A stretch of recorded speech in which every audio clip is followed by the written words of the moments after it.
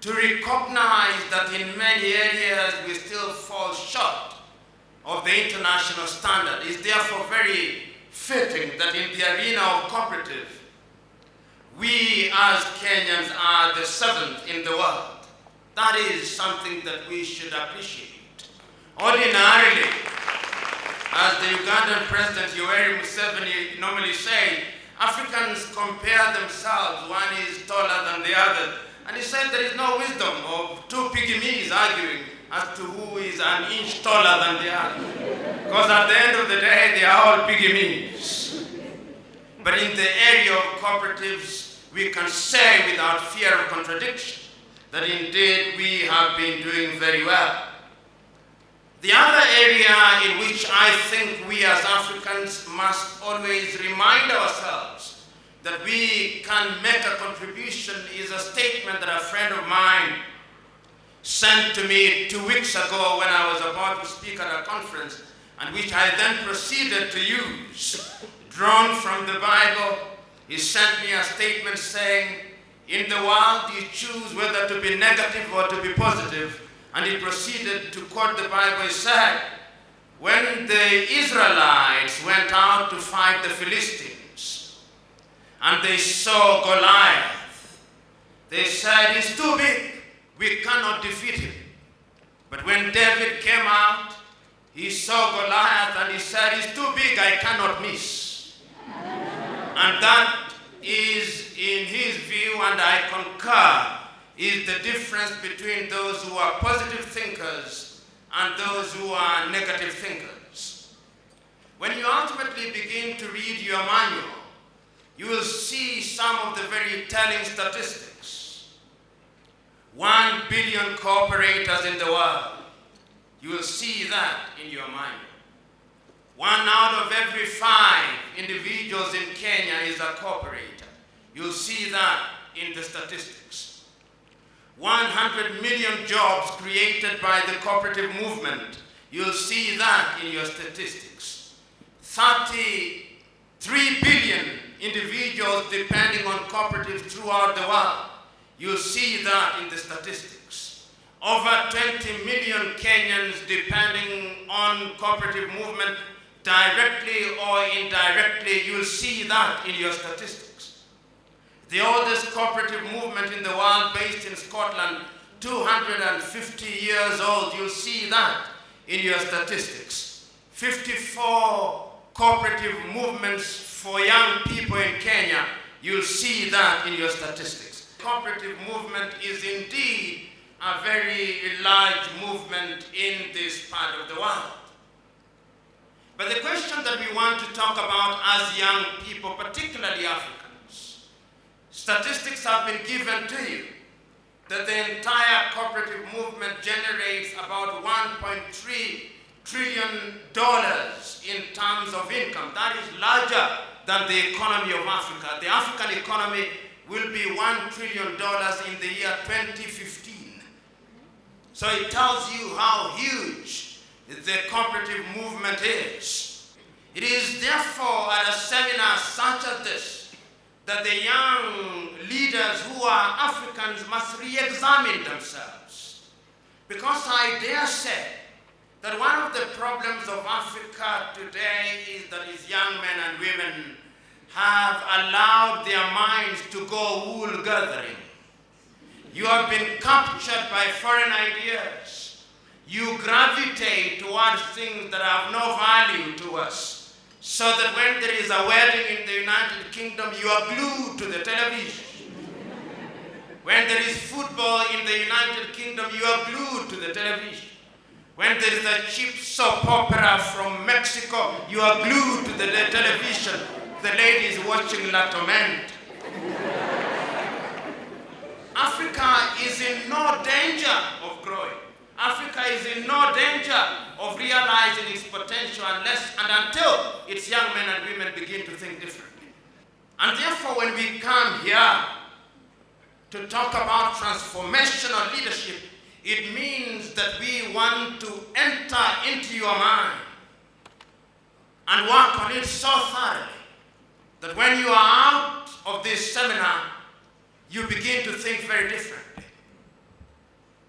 You know, many times nowadays on television, I look at people going around the country in Kiambu, in Thika, and in many other places, talking about jiggers, the jigger of the foot. But there is a more dangerous jigger, the jigger of the mind. And the tragedy of the jigger of the mind is that you cannot remove it by using a pen. You can only use it by seminars such as this. That is the only thing. So in a manner of speaking, we have come here and CIC have brought you together here so that we can apply the lesser energy of knowledge and education to remove the jigger of low self-esteem that resides comfortably in the minds and hearts of young Africans. And I'm very happy that the CIC group has been ahead of the game, and they are bringing you here to remind you that there is no way to greatness other than to work together. The Europeans knew that it is important to work together. They now have something called NATO, and it works. We have something called the African Union, but it's a jamboree that brings old men together once every year. And if you doubt me why I think that there is a problem with Africa because of you young men and women here, I want you to cast your eyes across Africa just to look at the age of the leaders in the political class in Africa. How old is Abdoulaye Wade of Senegal? 80 years of age. How old is Robert Gabriel Mugabe? 87 years of age. How old is Zuma? 70 years of age. How old is Dos Santos in Angola? 65 years of age. How old is Hifikepunye Pohamba in Namibia? 64 years old. How old is Amando Gweboza in Mozambique? 70 years of age. How old is Rupia Banda? 70 years of age.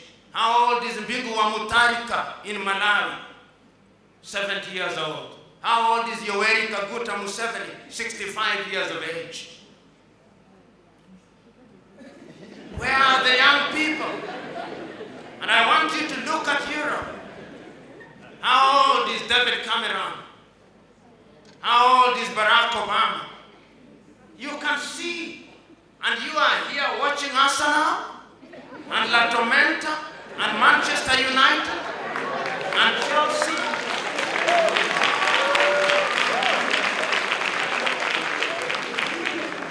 You are grappling with jiggers and people are in nanotechnology.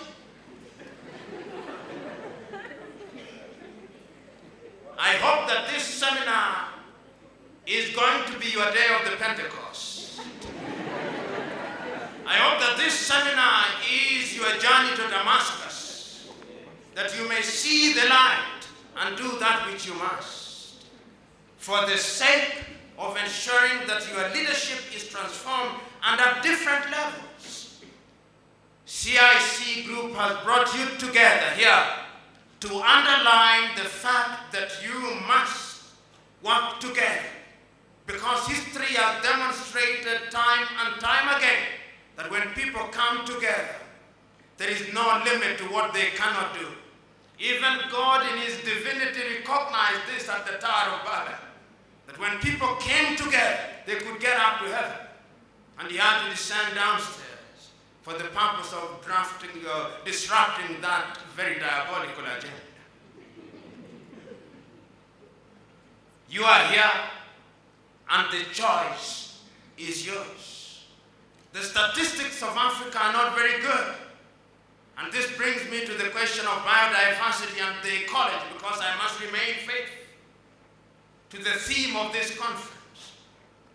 The forest cover in this country is 1.7%.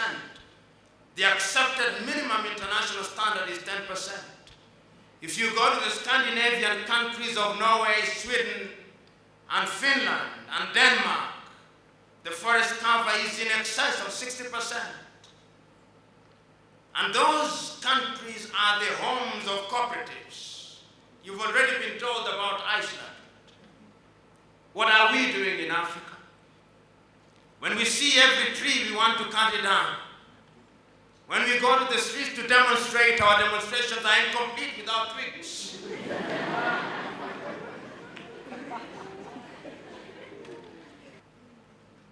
We must also take care of our environment. We know that environmental degradation, Africa, the process of desertification is going on. The Sahara is rolling down the south.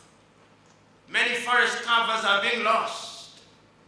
In Kenya, only 25% of our land is arid. And every year we lose a portion of it.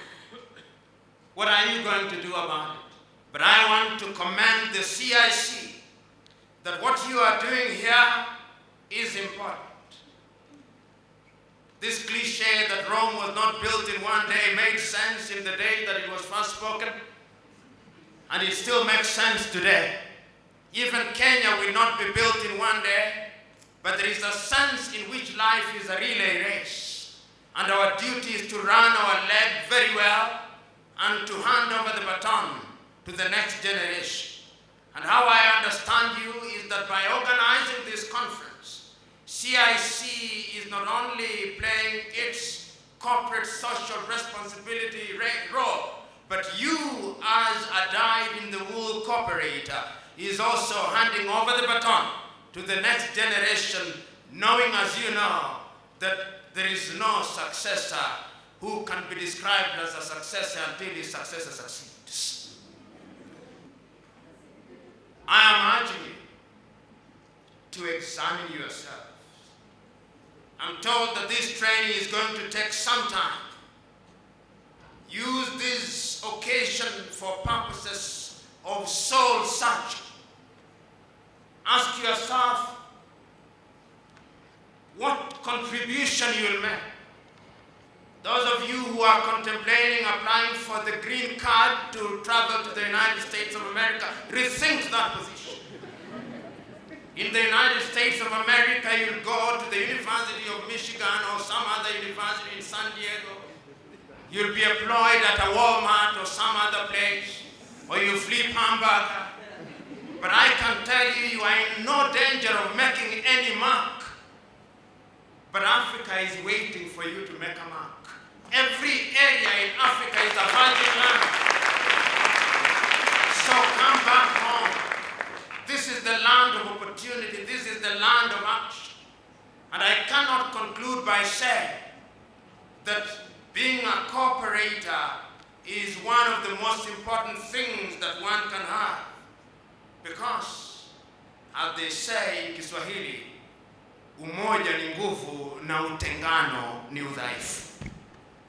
So, my fellow countrymen and other men and women from other civilizations, I conclude by telling you that we must salute CIC for doing what they have done.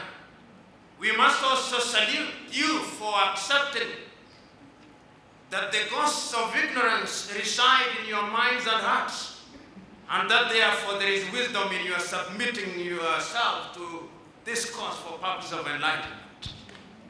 My prayer and hope is that after 3 months, the ghosts of ignorance that are now alive and well in your minds and hearts will have been exorcised.